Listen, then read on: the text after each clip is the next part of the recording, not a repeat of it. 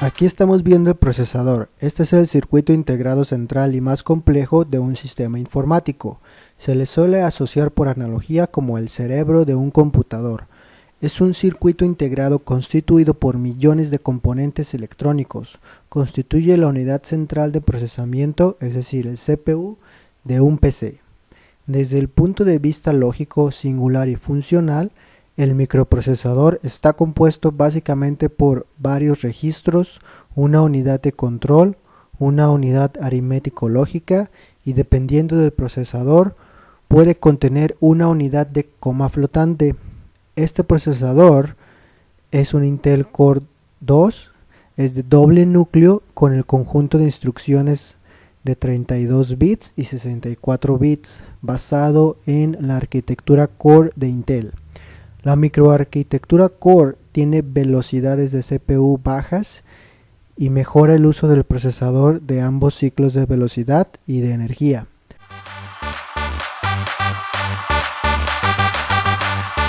A continuación estamos observando la RAM, que es la memoria de acceso aleatorio. Se utiliza como memoria de trabajo para el sistema operativo, los programas y la mayoría del software. Es allí donde se cargan todas las instrucciones que ejecuta el procesador y otras unidades de cómputo.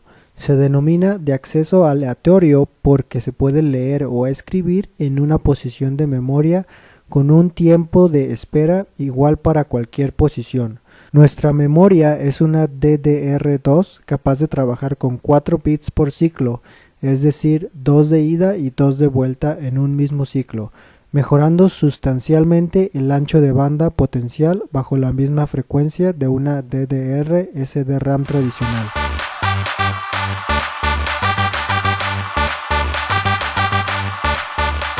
El siguiente componente que estamos observando es el chipset. El chipset de esta tarjeta madre es una NVIDIA conformado por un conjunto de circuitos integrados diseñados con base a la arquitectura del procesador, permitiendo que este tipo de procesador funcione en una placa base. Sirve de puente de comunicación con el resto de componentes de la placa, como son la memoria, las tarjetas de expansión, los puertos USB, el mouse y el teclado, etc. Las placas base modernas suelen incluir dos integrados denominados puente norte y puente sur, y suelen ser los circuitos integrados más grandes después de la GPU y el microprocesador. Las últimas placas base carecen de puente norte, ya que los procesadores de última generación lo llevan integrado. El chipset determina muchas de las características de una placa base y por lo general la referencia de la misma está relacionada con la del chipset.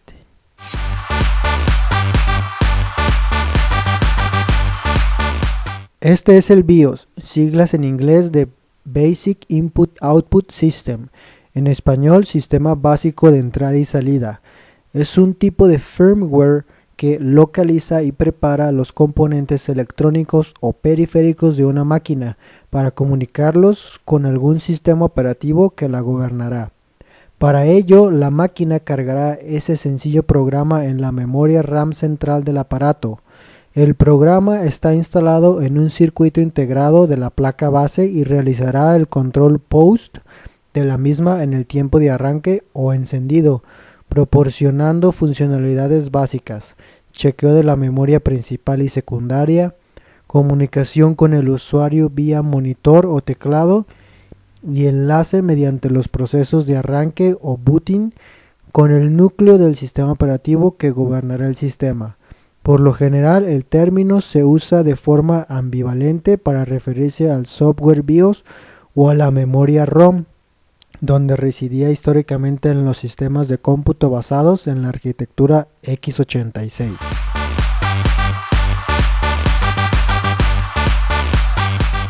Esta es la pila CMOS, es un tipo de memoria que contiene información sobre la configuración del sistema, por ejemplo, la elección de velocidad de buses, overclock del procesador, activación de dispositivos, entre otras.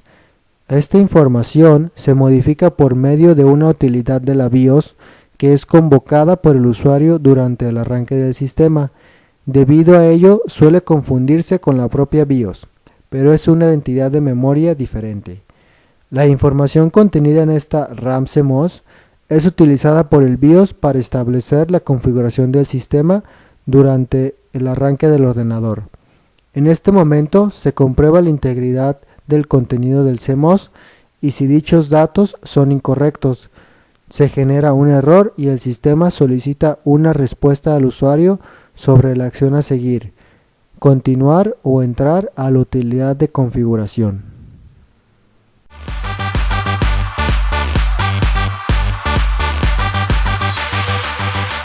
Los buses son espacios físicos que permiten el transporte de información y energía entre dos puntos de la computadora.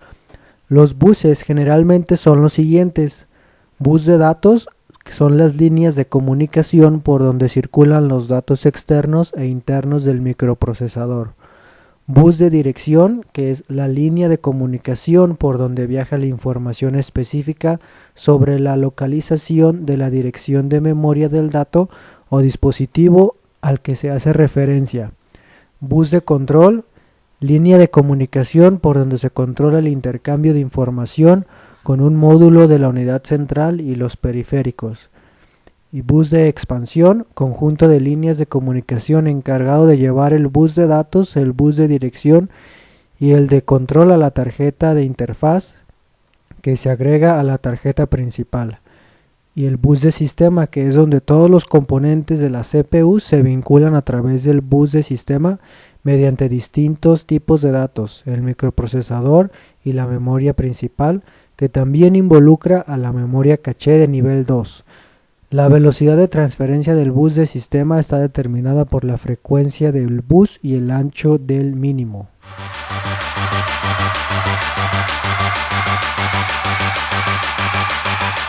Las tarjetas de expansión son dispositivos con diversos circuitos integrados y controladores que, insertadas en sus correspondientes ranuras de expansión, sirven para ampliar las capacidades de un ordenador.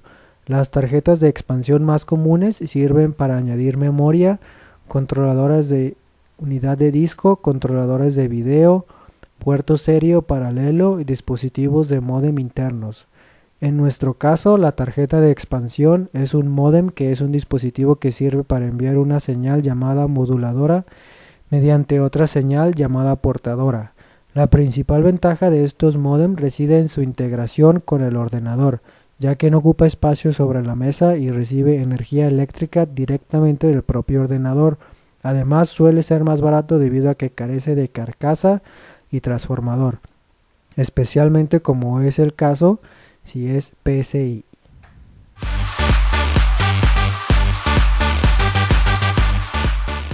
El puerto USB Universal Serial Bus es una interfaz que mejora completamente la velocidad de transmisión de datos comparada con los puertos COM y paralelo.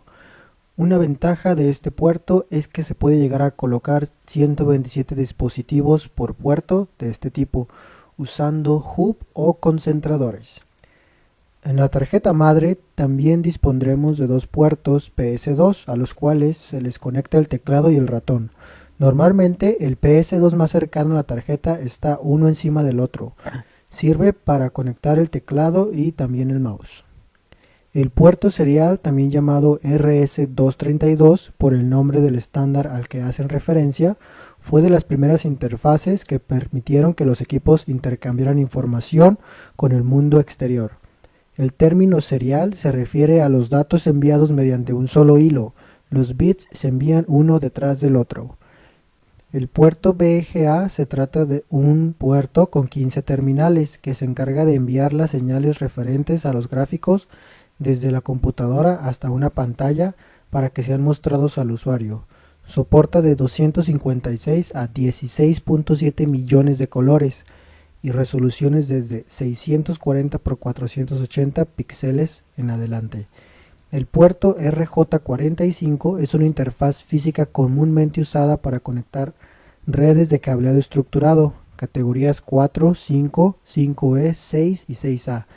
Es parte del Código Federal de Regulaciones de Estados Unidos. Posee 8 pines o conexiones eléctricas que normalmente se usan como extremos de cables de par trenzado.